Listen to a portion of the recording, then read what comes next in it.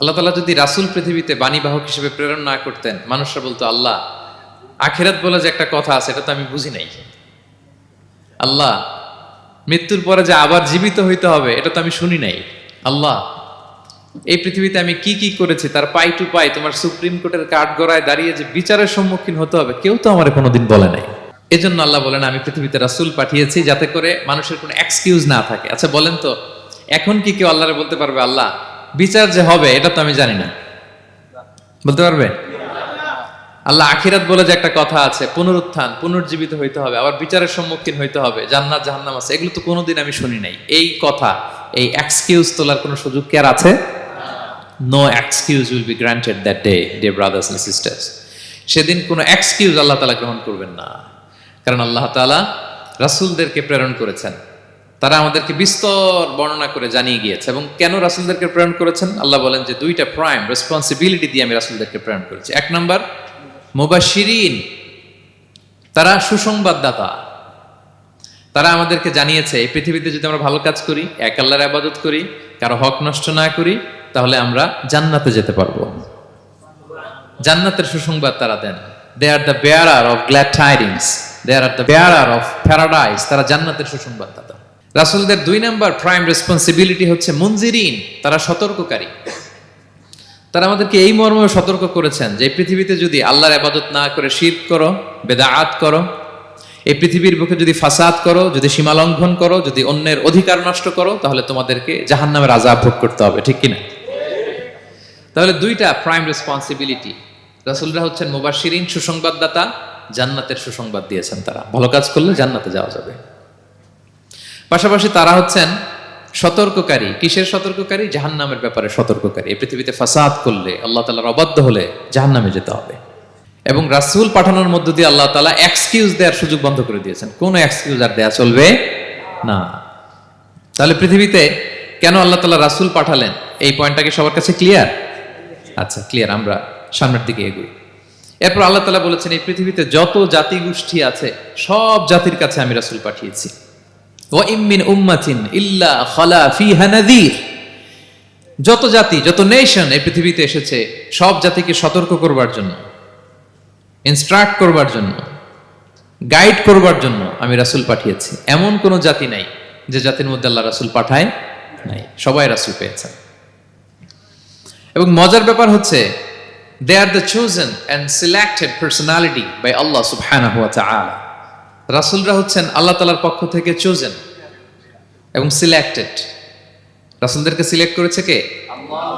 আল্লাহ। তিনি বলেন ওয়া ইন্নাহুম ইনদানা লামিনাল মুস্তাফাইনাল আখিয়ার, নবীরা হচ্ছে আমার কাছে মনোনীত, আমি তাদেরকে মনোনীত করেছি এবং তারা হচ্ছে সর্বশ্রেষ্ঠ মানুষ।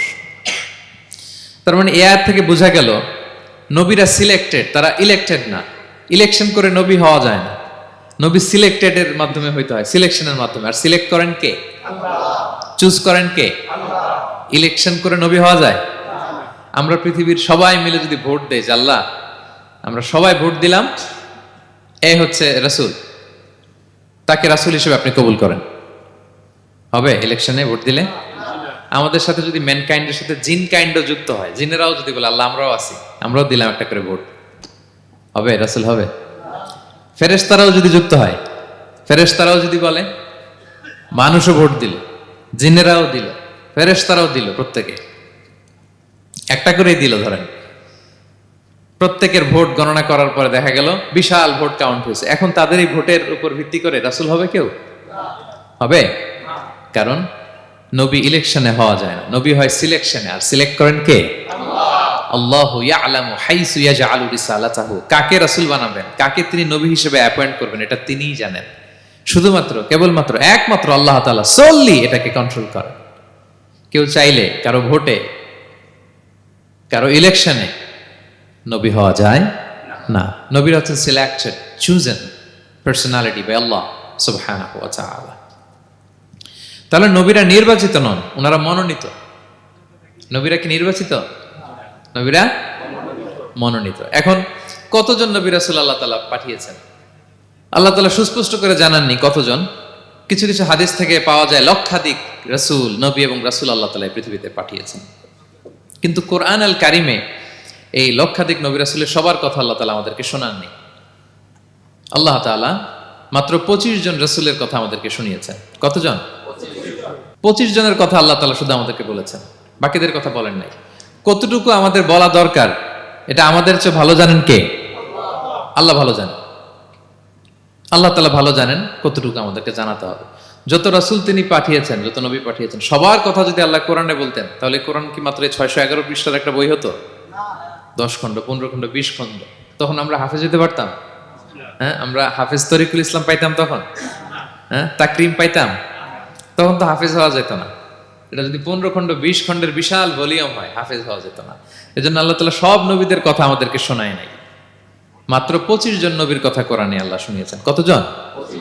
আল্লাহ বলেন রুসুলান কদ কসাসনাহুম আলাইকা মিন ক্বাবলু ওয়া রুসুলান লাম নাকসুসহুম আলাইক। নবী হে, অনেক রাসূলের কথা আপনাকে শুনিয়েছি, আবার অনেক রাসূলের কথা আমি শোনাই নাই। যাদের কথা শোনানোর প্রয়োজন মনে করেছি তাদের কথাই আমি শুনিয়েছি। তাহলে আমরা বুঝলাম কোরআনে বর্ণিত হয়েছে কয়জন নবী রাসূলের নাম? সবাই বলবেন আওয়াজ করে, কয়জন? 25 জন। এবং এই 25 জন নবীর মধ্য থেকে 6 জনের নামে আল্লাহ 6টা সূরা ডেডিকেট করেছেন কোরআনে। 6টা সূরা উৎসর্গ করেছেন। সূরা ইউনুস, সূরা ইউসুফ, সূরা ইব্রাহিম, সূরা মুহাম্মদ, সূরা নূহ, সূরা হুদ। 6 জন নবী। কয়জন নবী?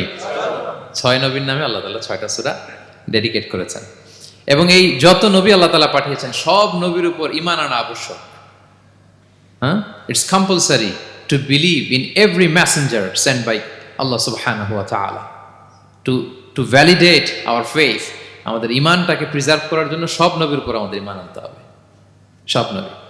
আমরা যে ঈমান আনি, ঈমানে মুফাসসাল, যেখানে 7টা বিষয়ের উপর বিস্তারিত ঈমানের যে ঘোষণা আমরা দেই, আমরা তো বলি যে ঈমানে একটা মুজমাল আর একটা কি মুফাসসাল। ঈমানে মুফাসসালে 7টা বিষয়ের প্রতি ঈমান আনতে হয়। আমানতু বিল্লাহি ওয়া মালাইকাতিহি ওয়া কুতুবিহি, তারপরে ওয়া রুসুলিহি, পাইছেন? ওয়াল ইয়াউমিল আখিরি ওয়া বিল কদরি খাইরিহি ওয়া শাররিহি মিনাল্লাহি তাআলা ওয়াল বা'সি বা'দাল মাউত। এই 7টা বিষয়ের উপর বিস্তর ঈমান আমাদেরকে আনতে হয়। এই 7টার মধ্যে রাসূলদের ব্যাপার আছে না নাই? রাসূলদের উপর ঈমান আনতে হবে। যদি না আনি তাহলে আরকানুল ঈমান পূর্ণ হলো না, আমার ঈমান পরিপূর্ণ হবে না। তাহলে রাসূলদের উপর পূর্ণাঙ্গ ঈমান আনা এটা আবশ্যক। এবং এই সকল নবী এবং রাসূলদের একটাই ধর্ম ছিল। ধর্মটার নাম কি? সবাই বলুন, কি নাম? সবার একটাই ধর্ম, সব নবীর একটাই ধর্ম। কারণ আল্লাহর কাছে মনোনীত ধর্ম কয়টা? একটা। ইন্নাদ দীনা ইনদাল্লাহিল ইসলাম। আল্লাহর কাছে মনোনীত একটাই ধর্ম, সেটা হচ্ছে ইসলাম। এই যে ইহুদি বলে, নাসারা বলে, এগুলো ধর্ম না, এগুলো বংশ, গোষ্ঠী, জাতির নাম অনুসারে নামকরণ করা হয়েছে। যেমন নাসারা এসেছে, ঈসা আলাইহিস সালামের মা মারিয়াম ফিলিস্তিনের নাসিরিয়া শহরে জন্মগ্রহণ করেছেন। নাসিরিয়া, ওইখান থেকে আসছে নাসারা। ইয়াকুব আলাইহিস সালামের 10 ছেলে, এই 10 ছেলের মধ্যে থেকে এক ছেলের নাম হচ্ছে ইয়াহুদা। এই ইয়াহুদা থেকে এসেছে ইহুদি। কিন্তু সব নবীর ধর্ম একটা। আওয়াজ করে বলুন তো সবাই, সেটা কি? ইসলাম। সবার ধর্ম একটা ছিল, ইসলাম। বিষ্ণু ইসা ইসলাম বলেন ওয়াল আম্বিয়াউ ইখওয়াতুন লিআল্লাতিন। সেই বুখারীর বর্ণনা, নবীগণ হচ্ছে একে অন্যের বৈমাত্রেয় ভাইয়ের মতো। বৈমাত্রেয় ভাই মানে মা ভিন্ন কিন্তু বাবা এক, এরকম হয় না? ধরেন আমার বাবা যদি একাধিক বিয়ে করে, তো প্রত্যেক স্ত্রী গর্ভে যদি সন্তান আসে, তো আমরা সবাই তো ভাই, কি বলেন? কিন্তু মা ভিন্ন। মা কি? তবে বাবা এক। নবীদের দৃষ্টান্তটা এরকম, আল আম্বিয়া ও ইখওয়াতুন লিআল্লাত। নবীরা হচ্ছেন বৈমাত্রেয় ভাইয়ের মতো, তাদের মা ভিন্ন কিন্তু বাবা এক। বিষ্ণু ইসলাম বলেন উম্মাহাতুহুম শাত্তা ওয়া দীনুহুম ওয়াহিদ। তাদের শরীয়ত, তাদের বিধিবিধান এটা ভিন্ন ভিন্ন, কিন্তু তাদের দিন কি? এক, সেটা হচ্ছে ইসলাম। সকল নবীর ধর্মের নাম হচ্ছে ইসলাম। যেমন ইব্রাহিম আলাইহিস সালামের ব্যাপারে আল্লাহ তাআলা বলেন মা কানা ইব্রাহিমু ইয়াহুদিয়ান ওয়ালা নাসরানিয়ান ওয়ালাকিন কানা হানিফাম মুসলিমা ওয়া মা কানা মিনাল মুশরিকিন। নবী ইব্রাহিম আলাইহিস সালাম উনি ইহুদিও ছিলেন না, নাসারাও ছিলেন না, উনি একনিষ্ঠ মুসলিম ছিলেন। কি ছিলেন? আল্লাহ নবী ইউসুফ আলাইহিস সালাম উনি সবসময় আল্লাহর কাছে দোয়া করতেন, আল্লাহ তাওয়াফানি মুসলিমান ওয়াল হিকনি বিসসালিহিন। আল্লাহ তুমি আমাকে মুসলিম হিসেবে মৃত্যু দিও আর সৎকর্মশীলদের সাথে অন্তর্ভুক্ত করে নিও। তো উনি মুসলিম না হলে এই দোয়া করতেন, আল্লাহ মুসলিম হিসেবে মৃত্যু দিও। সুলাইমান আলাইহিস সালাম রানী বিলকিসের কাছে একটা চিঠি লিখেছেন। এই চিঠি আবার পাঠিয়েছেন হুদহুদ পাখিকে দিয়ে। হুদহুদ পাখি ঠোঁটে করে এটা কামড় দিয়ে নিয়ে বিলকিসের রাজপ্রাসাদের ভেন্টিলেশনের ভিতর দিয়ে ঢুকে বিলকিস লাঞ্চ করে বিশ্রাম নিতেছিল, এর বুকের উপরে চিঠিটা রেখে ফুরুত করে উড়াল দিছে হুদহুদ। খুলে দেখে অদ্ভুত এক চিঠি, ইন্নাহু মিন সুলাইমান ওয়া ইন্নাহু বিসমিল্লাহির রহমানির রহিম। তো বিলকিসকে উদ্দেশ্য করে সাল্লাল্লাহু আলাইহি ওয়াসাল্লাম বলেছিলেন, আল্লাহ তাআলু আলাইয়া ওয়াতুনি মুসলিমিন। বিলকিস, অবাধ্য হয়েও না, বাড়াবাড়ি করো না, মুসলিম হয়ে আমার কাছে ফিরে আসো। কোন নবী বলছেন? তো উনি যদি মুসলিম না হতেন, উনি মুসলিম হওয়ার আহ্বান করতেন? প্রিয় ভাইরা, তাহলে সব নবীর ধর্ম একটা, সেটা কি? ইসলাম। সব নবী একই ধর্মের অনুসারী ছিলেন। এ পর্যায়ে আমরা কমন প্রফিটিক ফিচার্স, 10টা কমন ফিচার আছে যেটা সব নবীদের ক্ষেত্রে প্রযোজ্য। সব নবীদের ক্ষেত্রে এই ফিচারগুলো পাওয়া যায়। এই 10টা কমন ফিচার নিয়ে আলোচনা করবো ইনশাআল্লাহ। এই 10টা কমন ফিচারের 1 নম্বর হচ্ছে আল ওয়াহি।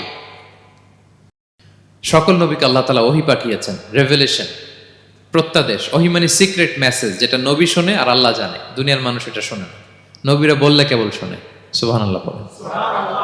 সব নবীকে আল্লাহ এই ওহীটা পাঠিয়েছেন।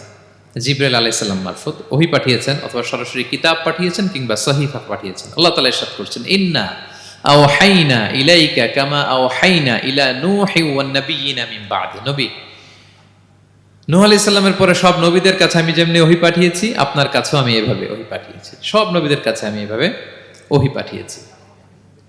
সূরা বাকারার শুরুতে মুত্তাকিদের সংজ্ঞা দিতে যে আল্লাহ তাআলা বলেন, ওয়াল্লাযীনা ইউমিনুনা বিমা উনজিলা ইলাইকা ওয়া মা উনজিলা মিন ক্বাবলিক ওয়া বিল আখিরাতি হুম ইউকিনুন। মানে নবী হে, মুত্তাকি তো তারা যারা আপনার উপর যে কিতাব নাজিল হয়েছে এটার উপরও ঈমান আনে, ওয়া মা উনজিলা মিন ক্বাবলিক, এর আগে যত কিতাব নাজিল হয়েছে তার উপরও ঈমান আনে। তা আমরা যদি শুধু কোরআনের উপর ঈমান আনি হবে? তার আগে যত কিতাব, আসমানি কিতাব নাজিল হয়েছে এগুলোর উপরও ঈমান আনার দরকার আছে না নাই? বলেন বলেন। তাওরাতের উপর ঈমান আনতে হবে, জাবুর, ইনজিল, সুহুফে ইব্রাহিম ও মূসা সবগুলোর উপর ঈমান আনতে হবে। তো এই ওহীগুলো আল্লাহ তাআলা নাজিল করেছেন। তাহলে 1 নাম্বার কমন ফিচার হচ্ছে আল্লাহ তাআলা ওহী পাঠিয়েছেন, সব নবীকে ওহী দিয়েছেন। 2 নাম্বার ফিচার হচ্ছে same language of the people. নবীকে আল্লাহ তাআলা যেই জাতিগোষ্ঠীর কাছে পাঠিয়েছেন তিনি ওই জাতির ভাষাতেই কথা বলেছেন। ধরেন মালয় এলাকাতে যদি আল্লাহ নবী পাঠান আর ওই নবী যদি আরবিতে কথা বলে, তা আমাদের মালয়েশিয়ান ভাইরা বুঝবে? আচ্ছা, আরব দেশে যদি আল্লাহ একজন নবী পাঠান, ওই নবী ধরেন যে ম্যান্ডারিনে কথা বলে, চাইনিজ ভাষায়, আরবরা বুঝবে? চায়নাতে ধরেন আল্লাহ তাআলা এক নবী পাঠালো, সে ওখানে যে হিন্দি ভাষায় কথা বলে, চাইনিজ লোকেরা বুঝবে না। তাহলে যেই জাতির কাছে আল্লাহ পাঠাইছেন ওই জাতির ভাষা দিয়ে আল্লাহ নবীকে পাঠাইছেন। সুবহানাল্লাহ। আল্লাহ তাআলা ইরশাদ করেন, ওয়ামা আরসালনা মির রাসূলিন ইল্লা বিলিসানি কওমিহি লিউবাইয়িনা লাহুম। আল্লাহ তাআলা যত রাসূল পৃথিবীতে প্রেরণ করেছেন, বিলিসানি কওমি, যে জাতির কাছে প্রেরণ করেছেন ওই জাতির ভাষায় প্রেরণ করেছেন, যাতে করে নবীর কথা এরা বুঝে। নবীরা এসেছেন বাণী বাহক হয়ে। এখন এই বাণী যদি বুঝতে না পারে তাহলে কাজ হবে? এজন্য প্রত্যেক নবীকে আল্লাহ তাআলা যে জাতির কাছে পাঠিয়েছেন ওই জাতির ভাষায় পাঠিয়েছেন। 3 নাম্বার হচ্ছে সকল নবীকে আল্লাহ তাআলা very good standard of character দিয়েছেন। চারিত্রিক দৃষ্টিকোণ থেকে অতুলনীয় ছিল এক একজন নবী। পা থেকে মাথা পর্যন্ত কালো দাগ ফেলার মতো কিছু ছিল না। আল্লাহু আকবার। মাসুম ছিলেন। আহলুস সুন্নাহ ওয়াল জামাআর আকীদা হচ্ছে প্রত্যেক নবী ছিলেন মাসুম, কোনো গুনাহ করেন নাই, নিষ্পাপ প্রতিটা নবী। সর্বোত্তম চরিত্র দিয়ে আল্লাহ তাআলা, অনুপম চরিত্র দিয়ে আল্লাহ তাআলা তাদেরকে পাঠিয়েছেন। আল্লাহ তাআলা বলেন, ওয়া ইন্নাকা লাআলা খুলুকিন আযীম, and verily you are on a very good standard of character. নবী হে, আপনি চমৎকার একটা ক্যারেক্টারের উপর প্রতিষ্ঠিত। আপনার আচরণের মতো, ক্যারেক্টারের মতো আচরণ অতুলনীয়, পৃথিবীতে দ্বিতীয়টা খুঁজে পাওয়া যায় না, ঠিক কিনা? কারণ নবীরা যদি মডেল হন, তাদের আচরণ যদি ভালো না হয়, তাহলে মানুষ কি তাদেরকে গ্রহণ করবে? মানুষ তো তাদের কাছ থেকে শিখবে, জানবে। তো জন্য তাদের আচরণ চমৎকার হওয়ার দরকার আছে না নাই? চমৎকার আচরণ, চমৎকার চারিত্রিক মাধুর্য দিয়ে আল্লাহ তাআলা পৃথিবীতে এক একজন নবীকে প্রেরণ করেছেন। সব নবীরা ভেরি গুড স্ট্যান্ডার্ড অফ ক্যারেক্টারের অধিকারী ছিল।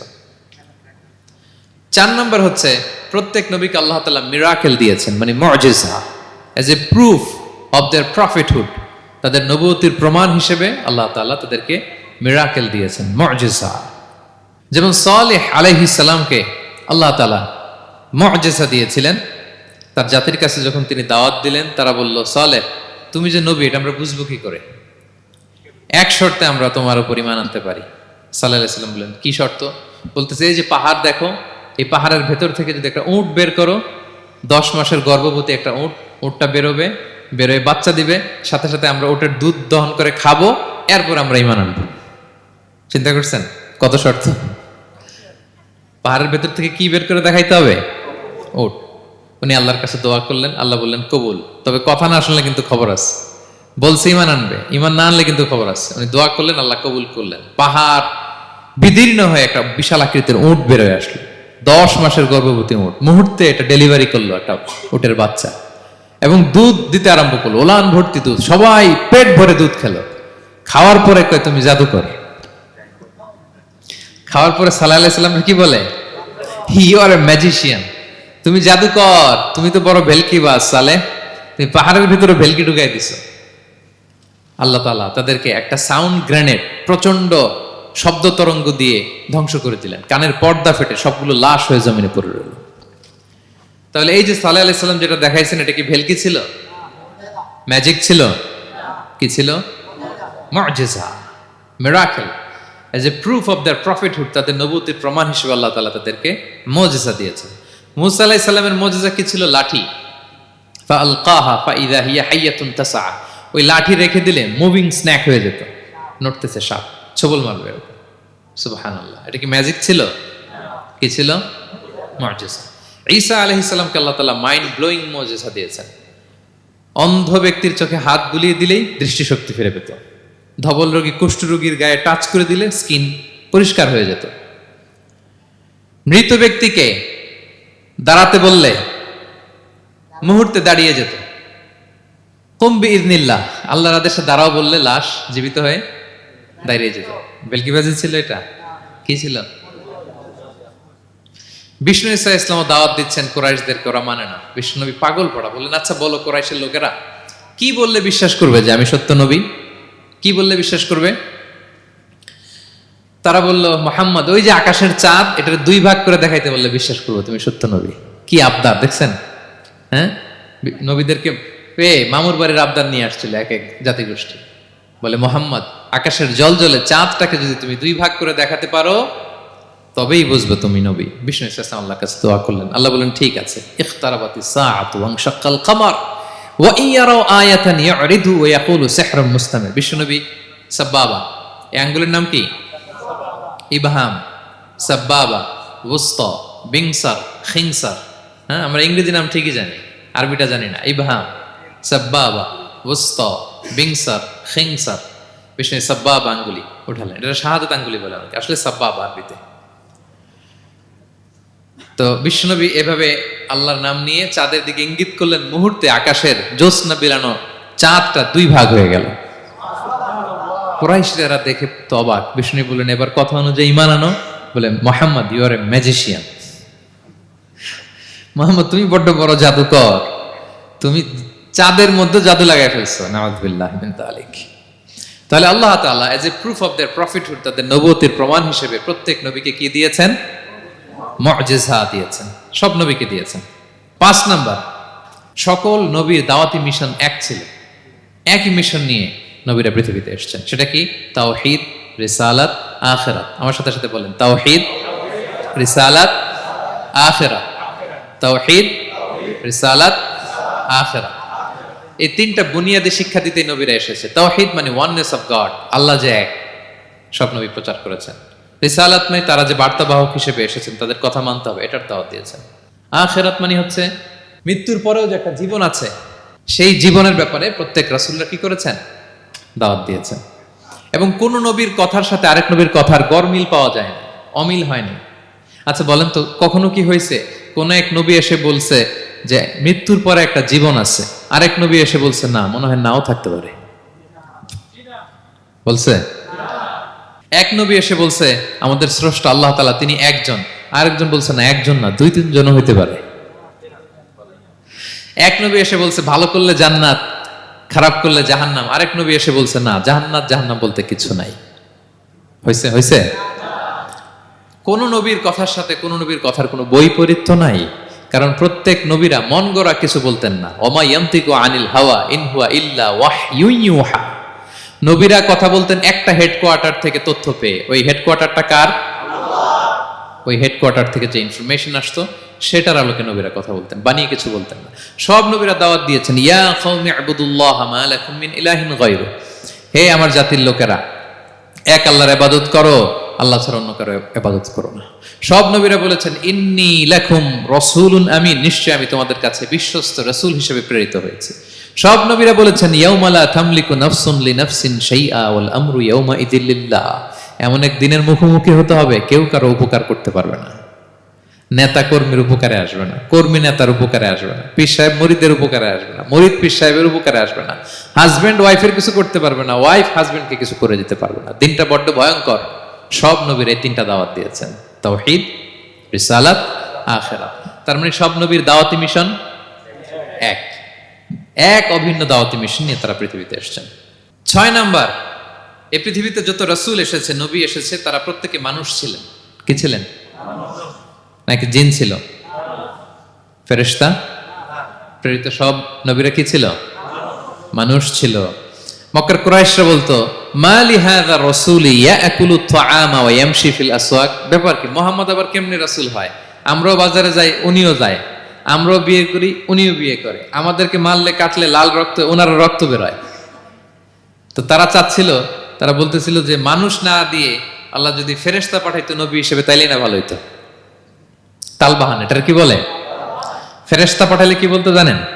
ফেরেশতা পাঠালে বলতো ফেরেশতাদের তো ক্ষুধা লাগে না, এরা বুঝবে কি আমাদের কষ্ট? ফেরেশতাদের তো জৈবিক চাহিদা নাই, এরা কেমনে বুঝবে? ফেরেশতাদের তো খারাপ কাজ করার প্রবণতা, টেন্ডেন্সি নাই। আমাদের যে কষ্ট, দুঃখ, ফিলিং, সেটা তো ফেরেশতারা বুঝে না, ফেরেশতারা কেমনে আমাদের নবী হয়? এটা বলতো, ঠিক কিনা? তালবাহানা বলে কেমন রাসূল, আমরা যা করি তাই করে। আল্লাহ বলেন সব নবীকে আমি মানুষ হিসেবে প্রেরণ করেছি। বিষ্ণু ইসলাম বলেন ইন্নামা আনা বাশারুম মিসলুকুম, নিশ্চয় আমি তোমাদের মতোই মানুষ। তোমাদের মতোই কি মানুষ? তো পার্থক্য হচ্ছে ইউহা ইলাইয়া, আমার কাছে ওহী আসে, প্রত্যাদেশ আছে আল্লাহ তাআলার পক্ষ থেকে। তাহলে 6 নম্বর যেই কমন ফিচার আমরা জানলাম, আল্লাহর পাঠানো সবগুলো নবী এবং রাসূল তারা কি ছিলেন? সবাই বলুন, তারা কি ছিলেন? মানুষ ছিলেন। 7 নম্বর কমন ফিচার হচ্ছে আল্লাহর পাঠানো সব নবী এবং রাসূলরা ওনারা পুরুষ ছিলেন। কি ছিলেন? কোন নবী কি নারী ছিল বলেন তো? হ্যাঁ, নারী নবী আছে? নাই।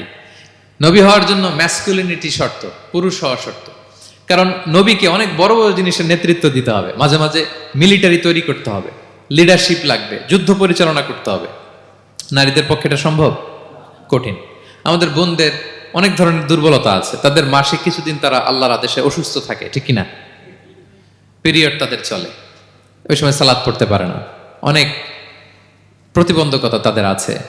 বাচ্চা যদি ধারণ করে পেটে 9 মাস, ওনারা অসুস্থ। শেষের মাসগুলোতে তো কঠিন, জটিল অবস্থা। বাচ্চা ডেলিভারির পরেও 40 দিন ব্লিডিং আছে না নাই? তাহলে অনেক ধরনের জটিলতা আল্লাহ তাআলা ওনাদের দিয়েছেন। এজন্য আল্লাহ তাআলা নবুয়তের যে নবুয়তির গুরু দায়িত্ব, এটার জন্য আল্লাহ তাআলা পুরুষদেরকে সিলেক্ট করেছেন। আলহামদুলিল্লাহ বলেন। তাহলে যত নবী এবং রাসূল পৃথিবীতে এসেছিল ওনারা পুরুষ ছিল। আল্লাহ বলেন ওয়ামা আরসালনা মিন ক্বাবলিকা ইল্লা রিজালান নূহি ইলাইহিম, নবী হে মুহাম্মদ, আপনার আগে যত নবী এবং রাসূলকে আমি পৃথিবীতে প্রেরণ করেছি তাদেরকে পুরুষ হিসেবে প্রেরণ করেছি, কোন নারীকে আমি নবুয়তির মর্যাদা দেই নাই। 8 নাম্বার, প্রত্যেক নবীকে আল্লাহ তাআলা একটা গ্রুমিং, একটা ট্রেনিং সেশনের মধ্য দিয়ে নিয়েছেন। সেটা কি? সেটা হচ্ছে সবাইকে আল্লাহ তাআলা শেফার্ড হিসেবে কাজ দিয়েছিলেন, রাখাল হিসেবে। পৃথিবীর সব নবীরা ছাগল চড়াতেন, সব, আদম আলাইহিস সালাম থেকে শুরু করে বিষ্ণু ইসা ইসলাম পর্যন্ত। সুবহানাল্লাহ পড়বেন না? বিষ্ণু ইসা ইসলাম বলেন মা বাআসাল্লাহু নাবিয়্যান ইল্লা রাআল গানাম, আল্লাহ এমন কোন নবী পাঠায় নাই যেই নবী ছাগল চড়ায় নাই। সব নবী।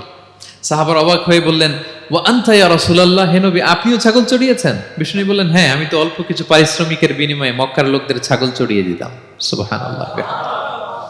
কেন সব নবীকে দিয়ে আল্লাহ ছাগল চড়ালেন? এই ট্রেনিং সেশন, গ্রুমিং সেশন কেন? কারণ ছাগলকে একসাথে বসানো কঠিন। ছাগল একটু কি বল, একটু টেরা টাইপের প্রাণী, কথা শুনতে চায় না। ধরেন যে সারা সপ্তাহ আপনি খুব ব্যস্ত, একদিন সুযোগ পাইছেন সপ্তাহে যে আজকে আমি ফ্রি আছি, যাই পুকুরে যাই, আমিও গোসল করি, ছাগলটারও গোসল করাই। এটা ধরে যদি এখন পুকুরের দিকে টান দেন, কি করবে? পা দুইটা এমন শক্ত করে মাটিতে ধরে রাখবে, আপনি যত টানবেন ওর ঘাড়ের চামড়া ছিঁড়ে যাচ্ছে, তারপরেও আসে না। এরপর ছাগলগুলোর একসাথে রাখা কঠিন, একটা নেচে ওদিকে যায়, আরেকটা লাফ দেয় এদিকে, আরেকটা ওইদিকে। এদেরকে যদি কেউ একত্রিত করতে পারে তাহলে এই জাতিকে, মানব জাতিকে একত্রিত করা তার জন্য একেবারে সহজ, পানি ভাত, ঠিক কিনা? এজন্য আল্লাহ এই মানব গোষ্ঠীর উপর লিডারশিপ কায়েমের আগে ছাগল চড়িয়েছেন। এবং যারা মরুভূমিতে ছাগল চড়ায়, যে শেফার্ডগুলো, যেই রাখালগুলো, তাদের অনেক শক্তিশালী হইতে হয়। গায়ে শক্তি না থাকলে ছাগল চড়ানো যায় না, কিন্তু লাঠি নিয়ে হই হই করে পিছনে দৌড়াইতে হয়, নেকড়ের ছোবল থেকে ছাগলগুলোকে রক্ষা করতে হয়, বাঘ নেকড়ে এগুলো থেকে বাঁচাইতে হয়। তার মানে এটা করার মধ্য দিয়ে এই জাতিকে কিভাবে জাহান্নামের আগুন থেকে বাঁচাবে নবীদের ওই ট্রেনিং হয়ে যায়। সুবহানাল্লাহ। ছাগল এদিক ওদিক দৌড়াতে থাকে, এদেরকে যেমনি একত্রিত করতে হবে, নবীদের কাজও হচ্ছে মানব গোষ্ঠীকে ইউনাইটেড করা, একত্রিত করা। এজন্য আল্লাহ তাআলা মা বাআসাল্লাহু নাবিয়্যান ইল্লা রাআল গানাম, এই পৃথিবীতে এমন কোন নবী পাঠান নাই যেই নবীকে দিয়ে আল্লাহ তাআলা ছাগল চড়ান নাই। সব নবীর মধ্যে এটা কমন। 8 নম্বর পয়েন্ট। 9 নম্বর পয়েন্ট হচ্ছে enmity from their own people. যত নবী দাওয়াত নিয়ে আসছে তারা চ্যালেঞ্জের মুখোমুখি হয়েছেন, শত্রুতার মুখোমুখি হয়েছেন। কেউ ওনাদের জন্য রেড কার্পেট রিসেপশন দেয় নাই। নবীদের পথ ছিল বড় পিচ্ছিল, এটা কুসুমাস্তীর্ণ ছিল না, কণ্টকাকীর্ণ। কেউই সহজে মেনে নেয় নাই। দাওয়াত দিছে তো রিজেক্ট, সবাই প্রত্যাখ্যান করেছে, সবাই প্রত্যাখ্যান করেছে। এটা কমন ছিল, প্রত্যেক নবীকে এটা মুখোমুখি হতে হয়েছে। Mockery, vulgarism, operation, mental torture, physical torture and what not, সব ধরনের। ইভেন অনেক নবীকে হত্যা করা হয়েছে দিনের দাওয়াতের কারণে। বনি ইসরায়েলের লোকেরা তাদের নিজেদের 70,000 নবীকে নিজেরা হত্যা করেছে। এমনকি আমার নবী বিশ্বনবী মুহাম্মদ রাসূলুল্লাহ সাল্লাল্লাহু আলাইহি ওয়াসাল্লামকে হত্যার ষড়যন্ত্র করা হয়েছিল। আল্লাহ তাআলা দয়া করে বিশ্বনবীকে হিজরতের ব্যবস্থা করে দিয়ে প্রাণে বাঁচিয়েছেন, মক্কা থেকে মদিনাতে পাঠিয়ে দিয়েছেন। তাহলে এই পথ বড় কঠিন ছিল, নবীদের পথ, সব নবীর জন্য, এক্সেপ্ট সুলাইমান এবং দাউদ আলাইহিস সালাম, তাদের কথা ভিন্ন। এছাড়া সব নবীরা এই সংগ্রাম, এই বিরোধিতা, এই শত্রুতা, এই জেলাসি, এগুলোর মুখোমুখি হয়েছে পৃথিবীর সকল নবীরা, সকল নবীরা। বিষ্ণু ঈসা ইসলাম ঘুমাতে পারে নাই একটা রাত শান্তিতে। বিষ্ণুর বায়োগ্রাফি যদি আপনি পড়েন, জীবনে যদি পড়ে দেখেন, প্রত্যেকটা নবীর জীবনে এই কষ্টকর মুহূর্তগুলো ছিল। শত্রুতা সব নবীকে পোহাতে হয়েছে। বিষ্ণু ঈসা ইসলামের কাছে যখন প্রথম নাজিল হলো ইকরা বিসমি রাব্বিকাল্লাযী খালাক, সূরা আলাকের প্রথম কয়টা আয়াত? 5 আয়াত নিয়ে কোরআনের ভারে নতুন রেভেলেশন পেয়ে বিষ্ণুনবী কাঁপতে আরম্ভ করলেন। কাঁপতে কাঁপতে জ্বর এসে গেল বিষ্ণুনবীর গায়ে, নিচে নেমে আসলেন। খাদিজা রাদিয়াল্লাহু তাআলা আনহাকে বললেন, জাম্মিলুনি জাম্মিলুনি, আমাকে কম্বল চাপা দাও, আমার খুব শীত লাগছে, আমার জ্বর এসে গিয়েছে। কাঁপতে লাগলেন বিষ্ণু ইসলাম। খাদিজা রাদিয়াল্লাহু তাআলা আনহার এক চাচাতো ভাই ওয়ারাকা ইবনে নওফল ছিল ইনজিল কিতাবের পণ্ডিত। খাদিজা রাদিয়াল্লাহু তাআলা আনহা বিষ্ণুকে নিয়ে চাচাতো ভাইয়ের কাছে গেলেন, যে বলেন, ভাই ওরাকা দেখেন তো মুহাম্মদ কি বলে, সে কি দেখছে, কি নিয়ে আসছে, কাঁপতেছে আর বলতেছে আমি মরে যাব, আমাকে কম্বল চাপা দাও। ওরাকা বললেন, মুহাম্মদ কে এসেছিল বলতো? বিষ্ণু জিবরাইল ইসলামের বর্ণনা দিলেন। কি বলেছে বলতো? 5 আয়াতের বর্ণনা বিষ্ণু ইসলাম দিলেন। তখন বিষ্ণু ইসলামের কথা শুনে ওরাকা বলল, তোমার কাছে যে এসেছে ওহুয়ান নামুস, মানে জিবরিল, সে সব নবীদের কাছে এসেছে। মুহাম্মদ তুমি নবী হবা, তুমি কি হবা? তুমি নবী হবা, আখিরি নবী হবা তুমি। যে তোমার কাছে এসেছে সে সব নবীদের কাছে ওহী নিয়ে এসেছিল। আর জেনে রাখো মুহাম্মদ, তোমার এলাকার লোকেরা একদিন তোমাকে এলাকা থেকে বের করে দিবে। ভবিষ্যৎবাণী করতেছিলেন। বিশ্বনবী বললেন, আওয়া মুখরিজিয়াহুম, আমার ভাই বেরাদার, আমার জ্ঞাতি গোষ্ঠীর লোকেরা আমার এলাকা ছাড়া করবে? ওরাকা বললেন, হ্যাঁ। লাম ইয়াতি রাজুলুন কাত্তু বিমিসলি মা জিতা বিহি ইল্লা উদিয়া, তোমার মতো এরকম রিসালাতের দায়িত্ব নিয়ে যারাই কোনো জাতির কাছে এসেছে তাদের সাথে এরকম শত্রুতা করা হয়েছে। বিষ্ণু ইসলাম সেদিনের কথা শুনে, ওরাকার কথা শুনে অবাক হয়েছিলেন। তাহলে সব নবীদের ক্ষেত্রে 9 নম্বর কমন বৈশিষ্ট্য হচ্ছে তাদেরকে বাধার সম্মুখীন হতে হয়েছে। এখনো যারা নবীদের পথে চলবে বা চলে, তাদের জীবনে বাধা বিপত্তি আছে না নাই? হ্যাঁ, তারা জেনে বুঝেই এই পথে এসেছে, তারা হিসাব মিলিয়েই এই পথে নেমেছে। এজন্য বাধা বিপত্তি চ্যালেঞ্জ কোন মুমিনকে তার রাস্তা থেকে সরাতে পারে না, ঠিক কিনা বলেন? এক চুলো নড়াতে পারে না। এটা নবীদের পথ, এটা নবীওয়ালা কাজ। এখানে জুলুম থাকবে, এখানে বাধা বিপত্তি থাকবে, এখানে চ্যালেঞ্জ থাকবে। এই পথটা সোজা, সিরাতুল মুস্তাকিম। যদি শেষ মাথায় যাওয়া যায়, ডাইরেক্ট জান্নাতুল ফেরদাউস। আলহামদুলিল্লাহ। তাহলে সব নবীরা বাধার সম্মুখীন হয়েছেন। 9টা কমন ফিচার গেল। 10 number, the last common feature, পৃথিবীর সব নবীরা ইন্তেকাল করেছেন, আর কোন নবী আসবেন? আসবে? পৃথিবীর সব নবীরা মারা গিয়েছেন, কিন্তু আলামুল বারজাখের জগতে নবীরা জীবিত। আই রিপিট, আমি আবারও বলি, প্রত্যেক নবী তার কবরে জীবিত আলামুল বারজাখে। আমরা এই দুনিয়াতে আসার আগে যেই জগতে ছিলাম, ওই জগৎটার নাম হচ্ছে আলামুল আরওয়াহ, মানে রুহের জগৎ। সেখান থেকে আমরা এই জগতে এসেছি, এটার নাম আলামুদ দুনিয়া, দুনিয়ার জগৎ। আবার মৃত্যুর পরে যে নতুন এক্সটেশনে আমরা যাব, সেটার নাম হচ্ছে আলামে বারজাখ, বারজাখের জগৎ। নবীরা ওই বারজাখের জগতে জীবিত। বিষ্ণু ইসলাম সুনানে আবু দাউদের হাদিসে বলেন যে ইন্নাল্লাহা হাররামা আলাল আরদি আন তাকুলা আজসাদাল আম্বিয়া, আল্লাহ তাআলা এই জমিনকে, নবীদের দেহকে কনজিউম করাকে হারাম করে দিয়েছেন। মানে জমিনের জন্য নবীদের লাশকে পচিয়ে ফেলা, খেয়ে ফেলা হারাম। যত নবী যেখানে ইন্তেকাল করেছেন, তাদের পবিত্র দেহ মোবারক এখনো আগের মতো একেবারে যখন মৃত্যুবরণ করেছিলেন তখন লাশটা যেমন তাজা ছিল, এখনো প্রত্যেকে তার কবরে এরকম তাজা লাশ নিয়ে শুয়ে আছে। প্রত্যেক নবী কবরে জীবিত। বিষ্ণু ইসলাম ওনার কবরে জীবিত। তবে এটা বারজাকি জগতে। এই দুনিয়া তিনি যেভাবে জীবিত ছিলেন ওইভাবে না, বারজাকি জগতে জীবিত। আমরা যখন প্যারা নবীর উপর সালাম পৌঁছাই, দুরুদ পড়ি, প্রত্যেক একটা ফেরেশতা আছে, এই দুরুদগুলোকে নিয়ে বিষ্ণুনবীর কাছে পৌঁছায়। আপনার বাবার নাম, আপনার নাম বলে ফেরেশতা বলে যে অমুকের ছেলে অমুক আপনাকে সালাম দিয়েছে। বিষ্ণুনবী কবর থেকে নিজে ওই সালামের উত্তর বলে, কারণ বিষ্ণু ইসলাম বারজাকের জগতে তিনি জীবিত। হায়াতুন নবী, বারজাকের জগতে তিনি জীবিত। আরেক হাদিসে বিষ্ণু ইসলাম বলেন আল আম্বিয়া ও আহিয়াউন ফি কুবুরিহিম ইউসাল্লুন, নবীরা তাদের কবরে জীবিত, সেখানে তারা সালাত আদায় করে। নবীরা তাদের কবরে কি করে? সালাত আদায় করে। তাহলে এই 10টা হচ্ছে কমন ফিচার্স এবং প্রফিটস, সব নবীদের মধ্যে এই বিষয়গুলো পাওয়া যায়। সর্বশেষ পয়েন্ট হচ্ছে lessons from the life of the profits. এত নবী রাসূল যে আল্লাহ তাআলা আমাদের হেদায়েতের জন্য পাঠালেন, তাদের জীবনী থেকে আমাদের জন্য শিক্ষা কি, লেসন কি, এটা জানার দরকার আছে না নাই? বলেন, কি লেসন আমরা নিব? অনেক লেসন আছে, আমি সংক্ষিপ্ত পরিসরে 2-1টা বলি। আমি আমার মিজানুর রহমান আজহারি ভেরিফাইড ইউটিউব চ্যানেলে প্রফেট সিরিজ নামে একটা সিরিজ করেছি, 25 পর্বের। কোরআনে কয়জন নবীর নাম উল্লেখ হয়েছে? 25। আর আমার চ্যানেলে কয় পর্ব? তার মানে 25 জন নবীর ব্যাপারে আমি ওয়েল ডকুমেন্টেড ম্যানারে একাডেমিকলি আলোচনা করেছি। আপনারা শুনবেন, আপনাদের জন্যই করেছি, শুনবেন আপনারা। এবছর 21শে বইমেলায় আপনারা শুনেছেন আমার একটা বই প্রকাশিত হয়েছে, বইয়ের নাম হচ্ছে জেগে ওঠো আবার। এটা আমি নিজে লিখেছি। আরেকটা বই 6 খণ্ডের আমি সম্পাদনা করেছি, সেটা হচ্ছে ছোটদের নবী রাসূল। বইটার নাম কি? ছোটদের নবী রাসূল। সত্যায়ন প্রকাশন থেকে 6 পর্বের, খুব চমৎকার গ্রাফিক্যাল ইউজার ইন্টারফেস দিয়ে আপনার সোনামণিরা, বাচ্চারা তারা জেনে যাবে যে তাদের আসল আইকন কারা, তাদের আসল সুপার হিরো কারা, তাদের অনুসরণীয় অনুকরণীয় ব্যক্তিত্ব হবে কারা। এই বইটা লিখতে, সম্পাদনা করতে আমাদের অনেক চ্যালেঞ্জ আমরা ফেস করেছি, কারণ এটা আপনাদের জন্য লিখি নাই, লিখছি কাদের জন্য? বাচ্চাদের জন্য। সো আমি বাচ্চাদেরকে গল্প শোনাচ্ছি এরকম একটা ভাব নিয়ে লিখেছি। আমি বারবার ভেবেছি যে আমার ছোট্ট মেয়েটাকে যদি আমি শোনাই, ওকে বুঝাইলে ও কিভাবে বললে বুঝবে।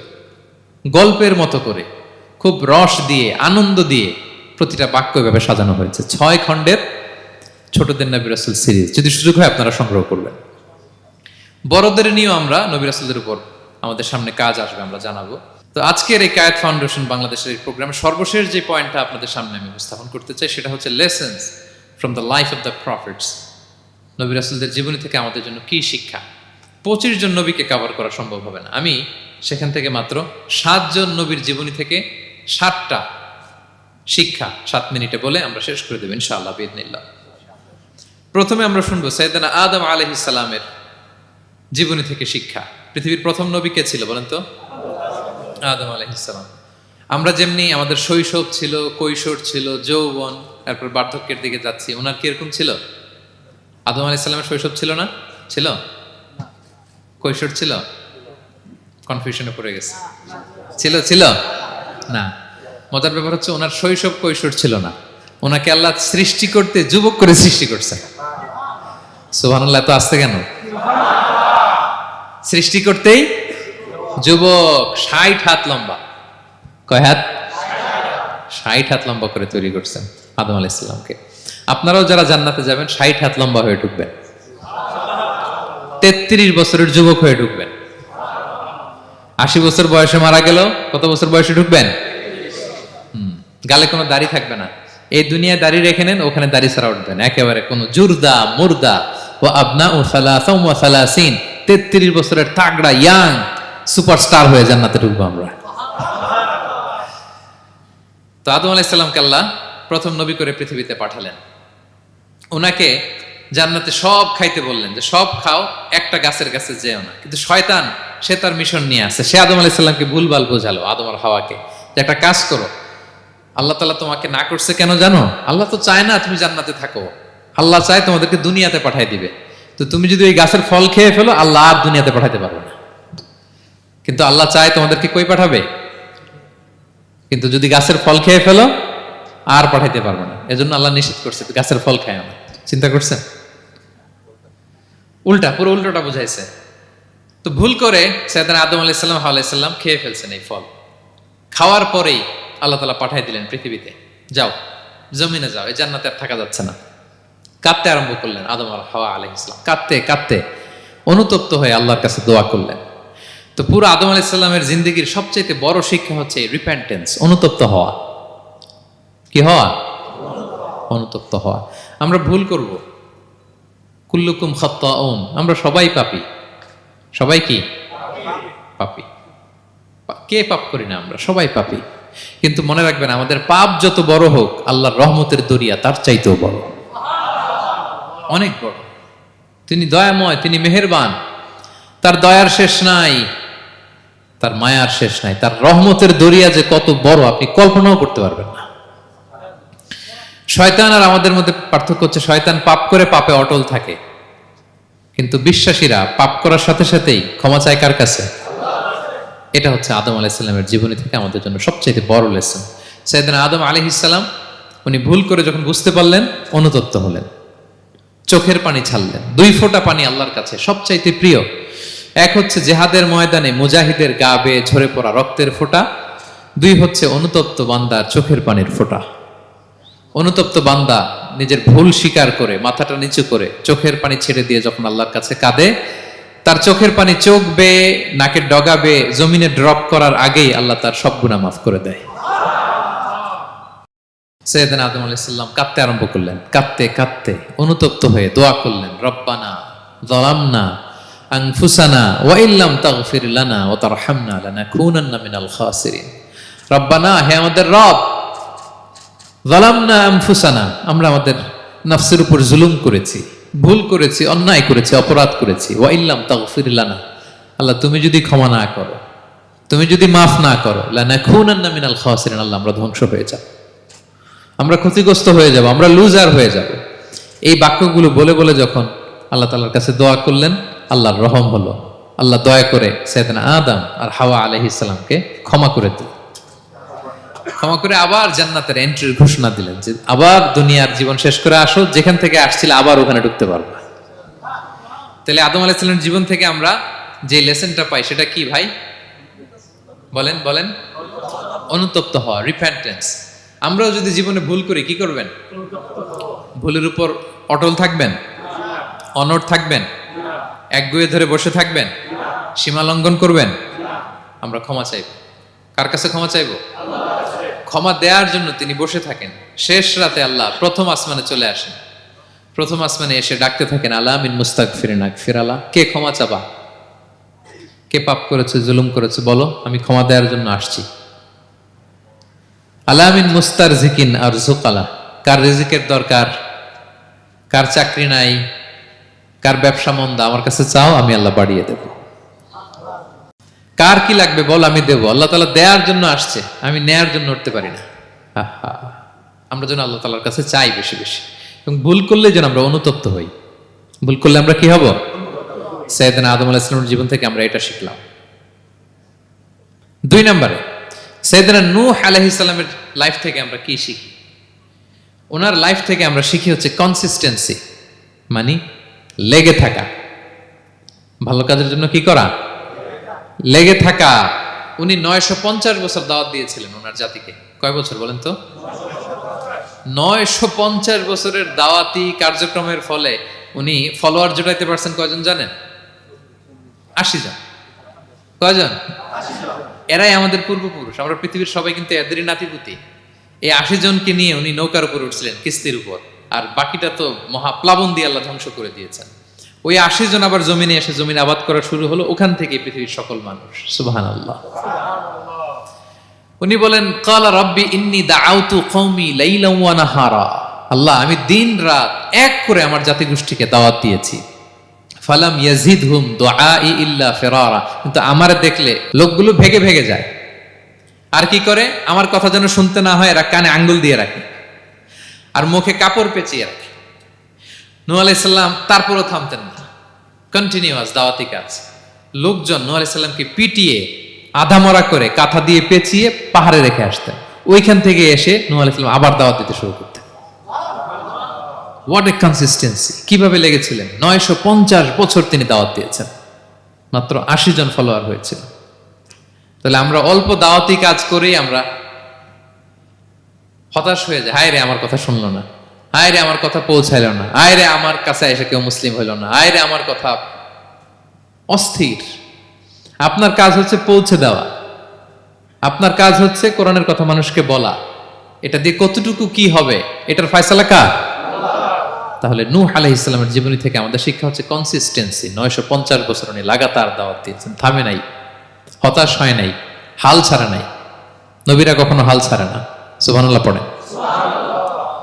3 নাম্বার, ইব্রাহিম আলাইহিস সালামের জীবনী থেকে আমাদের জন্য শিক্ষা হচ্ছে ওবিডিয়েন্স, আনুগত্য।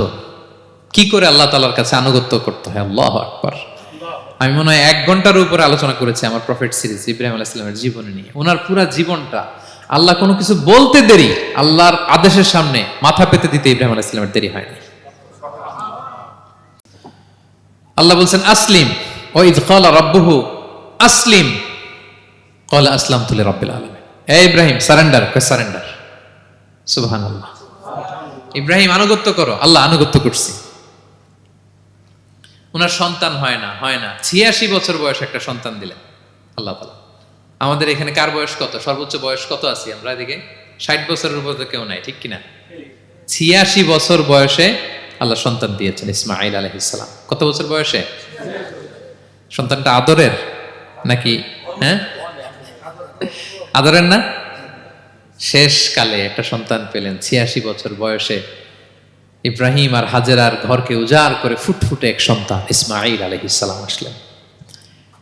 ভালোবাসা, আদর যেন ঠিকরে পড়ে, এত গদগদ ভালোবাসা। এবার বললেন, যাও হাজেরা আর দুধের সন্তান ইসমাইলকে মরুভূমিতে ফেলে দিয়ে আস। বলতে দেরি, রেখে আসতে দেরি নেই। এটাই হচ্ছে ইব্রাহিম আলাইহিস সালামের আনুগত্য। দুধুমরু প্রান্তরে হাজেরা আর ইসমাইল আলাইহিস সালামকে রেখে আসলেন, চলে আসলেন। বুকটা ফেটে চৌচির। 86 বছর বয়সে একটা দুধ সন্তান পেলাম, দুধের বাচ্চা, আমার স্ত্রী সহ মরুভূমিতে রেখে আসলাম। রেখে আবার থাকাও যাবে না, যাও তুমি ফিলিস্তিনে, এরা থাকবে মক্কায়, মরুভূমির মাঝখানে। পরে আল্লাহ জুরহুম কওমের মাধ্যমে এদেরকে পানি, জামজাম, অনেক কিছু দিলেন। লম্বা ঘটনার দিকে যাচ্ছে। এরপর হৃদয় যখন ফেটে চৌচির হয়ে যায়, তখন আল্লাহ তাআলা বলেন, ঠিক আছে যাও, যা একটু ছেলেরা দেখে আসো। এবার যে দেখে ছেলেরা আরো মায়া লাগে, কারণ একটু বড় হয়েছে তো, এবার দৌড়াইতে পারে, হাঁটতে পারে। সুবহানাল্লাহ বলেন। এবার যখন দৌড়াইতে পারে, হাঁটতে পারে, আব্বু আব্বু বলে ডাকতে পারে, মায়াটা যখন একটু গাঢ় হয়েছে, আল্লাহ বলে এবার ছেলেরা জবাই কর। দেখছেন কি পরীক্ষা? 86 বছর বয়সে সন্তান পেল, রেখে আসলো মরুভূমিতে, একটু বড় হইল, দেখা করতে গেল, এবার বলে জবাই করো। জবাই করো বলতে দেরি, ছুরি চালাতে দেরি হয়নি। কুরবানির ইতিহাস, লম্বা ইতিহাস, দিকে যাব। এরপরে আল্লাহ কবুল করলেন। এরপরে বললেন, বাপ বেটা মিলে মরুভূমির মধ্যে ঘেমে ঘেমে একটা ঘর বানাও। এরপরে ঘোষণা দাও মানুষকে, যেটা আমার ঘর। বাপ বেটা মিলে কষ্ট করে একটা ঘর বানালেন। এবার বললেন, আজান দাও, ঘোষণা দাও, সবাই যেন এখানে আসে। আল্লাহ কারে ঘোষণা দিব? কেউ তো নাই। বলতেছে, তুমি ঘোষণা দাও, এই ঘোষণার শব্দ পৃথিবীর সব মানুষের কর্ণকুহরে আমি আল্লাহ নিজ দায়িত্বে পৌঁছে দেব। আমরা যারা রুহের জগতেও তখনও ছিলাম, যারা লাব্বাইক বলতে পেরেছি, তাদের ঠিকই নসিবে ওই কাবা ঘর জিয়ারতের নসিব হয়ে যাবে। উনি ঘোষণা দিলেন, দেখেন কেউ নাই, ধুধুমরু প্রান্তর। আজকের মক্কাকে কল্পনা করেন তো কি অবস্থা। এই রমজানের লাস্ট 10 days অফ রমাদান আপনি জায়গা পাবেন? হজের চেয়েও বেশি মানুষ। কিভাবে আল্লাহ কবুল করেছেন, কিভাবে আনুগত্য, সাবমিসিভনেস, নিজেকে আল্লাহর কাছে পুরো সুপর্দ করা, এর নমুনা সাইয়েদনা ইব্রাহিম আলাইহিস সালাম পেশ করেছেন। তাহলে সংক্ষিপ্ত কথা হচ্ছে, আল্লাহ নবী ইব্রাহিম আলাইহিস সালামের জীবনী থেকে আমাদের জন্য শিক্ষা হচ্ছে অবিডিয়েন্স, আনুগত্য। কিভাবে আল্লাহর আদেশের সামনে মাথা পেতে দিতে হয়। পারা যাবে তো? হ্যাঁ, ওই ইব্রাহিম আলাইহিস সালামের রক্ত আমাদের দেহে বহমান। আমরাও নবী ইব্রাহিমের উত্তরসূরি। নবী ইব্রাহিমের আলাইহিস সালামের মতো আমরাও ইসলামের জন্য জীবন বিলিয়ে দেওয়ার দরকার আছে না নাই? বলেন বলেন। শক্ত পদে আমাদেরকেও এরকম স্যাক্রিফাইসের মেন্টালিটি অর্জন করতে হবে। অবিডিয়েন্স, আনুগত্যের শিক্ষা আমরা নবী ইব্রাহিম আলাইহিস সালামের কাছ থেকে পাই। 4 নম্বর, ইয়াকুব আলাইহিস সালাম, ওনার জীবনী থেকে শিক্ষা হচ্ছে পেশেন্স, ধৈর্য। আমাদের অনেকের ধৈর্য নাই, আমরা অস্থির, অল্পতে ধৈর্য হারাই ফেলি। ধৈর্য এমন একটা গাছ, এই গাছের সারা গায়ে অনেক কাঁটা, কিন্তু এই গাছের ফল বড্ড মিষ্টি। ধৈর্য এমন একটা গাছ, গাছের সারা গায়ে কি, কিন্তু ফলটা। ইয়াকুব আলাইহিস সালামের কলিজার টুকরা ইউসুফ আলাইহিস সালামকে ভাইয়েরা মেরে আহত করে কুয়ায় ফেলে দিছে, কুয়া থেকে নিয়ে মিশরে বিক্রি করে দিছে।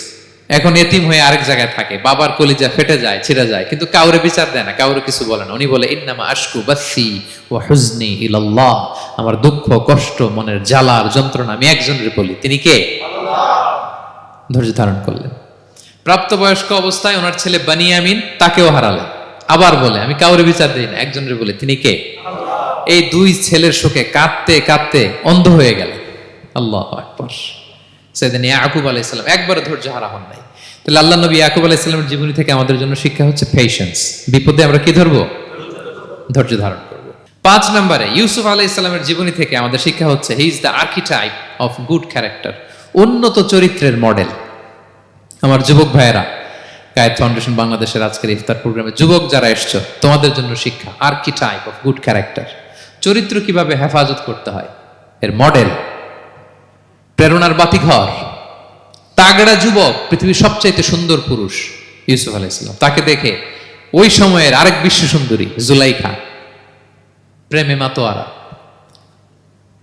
গোপন কক্ষে নিয়ে প্রেম নিবেদন করেছে, বলেছে ইউসুফ কাক পক্ষে টের পাবে না।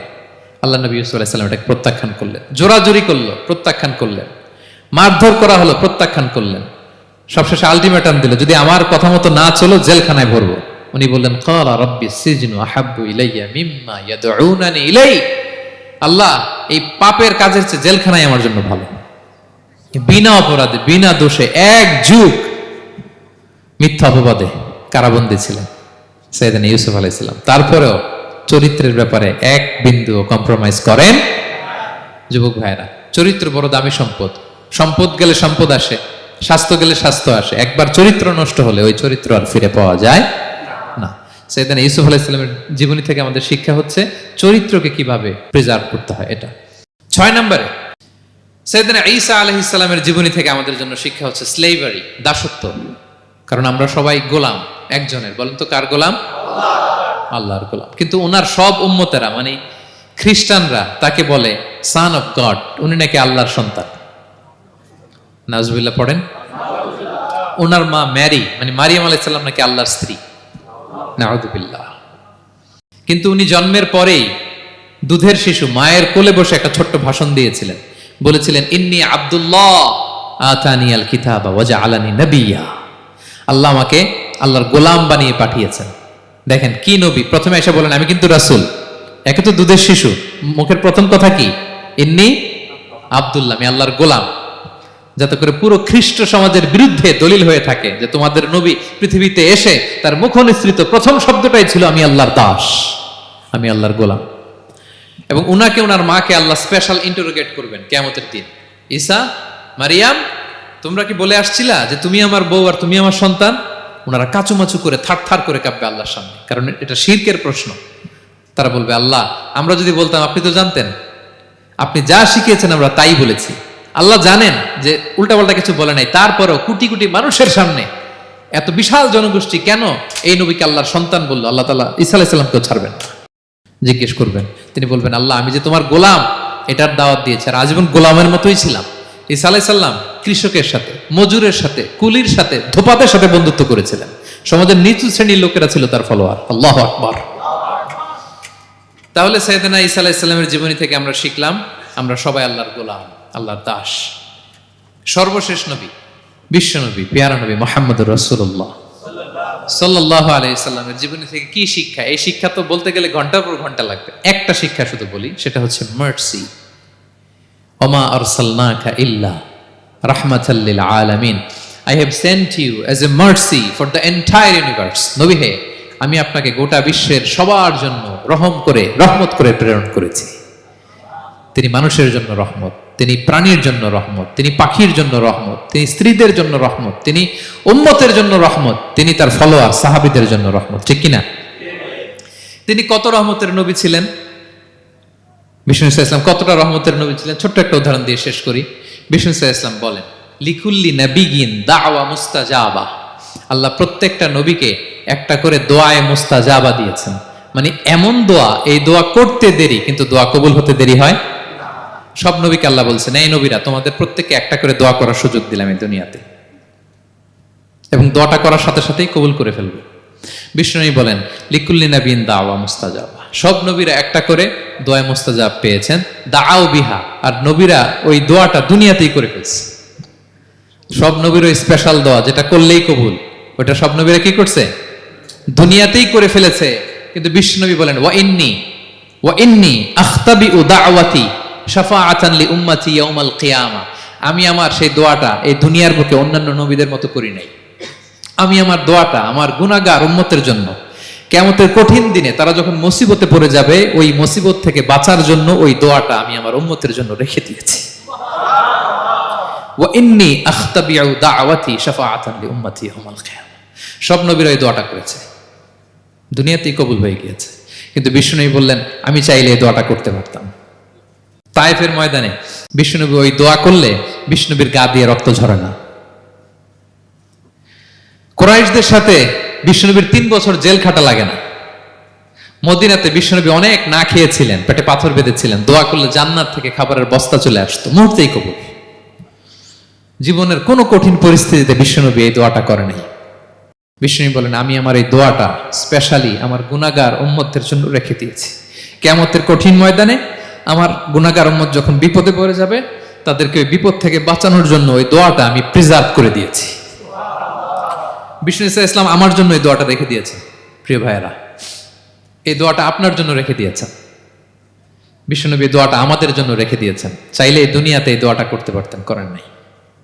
সব নবীরা করে ফেলেছেন। এজন্য বিষ্ণুনবীকে বলা হয়েছে, ওমা আরসালনাকা ইল্লা রাহমাতাল লিল আলামিন। নবী হে, I have sent you as a mercy for the entire universe. গোটা বিশ্বের জন্য আপনাকে আমি রহমত করে প্রেরণ করেছি। আপনি রহমতের নবী, আপনি দয়ার নবী, মায়ার নবী। বিষ্ণুনবীর জীবনী থেকে শিক্ষা হচ্ছে, আমরাও যেন আমাদের অধীনস্থ যারা আছে তাদের প্রতি যেন রহমদিল হই। আমরা আমাদের প্রতিবেশীদের প্রতি যেন রহমদিল হই। আমরাও আমাদের ফ্যামিলির সদস্যদের প্রতি যেন রহমদিল হই। এই মার্সি, এই দয়া মায়ার ছোঁয়া যেন বিষ্ণুনবীর উম্মত হিসেবে আমাদের হৃদয়েও থাকে। সবাই পড়ি আমিন। তাহলে সম্মানিত সুধী, নবীদের এই লাইফ লেসন থেকে আমরা যেগুলো শিখলাম, এগুলো আমাদের জীবনে বাস্তবায়নের দরকার আছে না নাই? বলেন বলেন। বেশি বেশি নবীদের জীবন চর্চা করবেন তো? প্রফেট সিরিজের যে লেকচারগুলো আপনাদের জন্য রেখেছি, আপনারা শুনবেন তো? সবাই ছেলে মেয়েদেরকে নবীদের জীবনী শেখাবেন তো? তারাই হচ্ছে আমাদের রিয়াল হিরো, তারাই হচ্ছে সুপার হিরো। দে আর আওয়ার আইকন। এবং আমাদের হেদায়েতের জন্য তাদেরকে আল্লাহ তাআলা আমাদের কাছে পাঠিয়েছেন নবী হিসেবে, রাসূল হিসেবে। নবীরা যেই পথে চলেছেন, যে দিক নির্দেশনা আমাদেরকে দিয়েছেন, আমরা যেন আমাদের জীবনকে ওই পথে ওই মতে পরিচালিত করতে পারি। আল্লাহ তাআলা আমাদের সবাইকে কথাগুলো বোঝা আর আমল করার তৌফিক দান করুন। হাযা মা ইনদি ওয়াল ইলমু ইনদাল্লাহ আলাইহি তাওয়াক্কালতু ওয়া ইলাইহি উনীব। ওয়াসসালামু আলাইকুম ওয়া রাহমাতুল্লাহি তাআলা ওয়া বারাকাতুহু।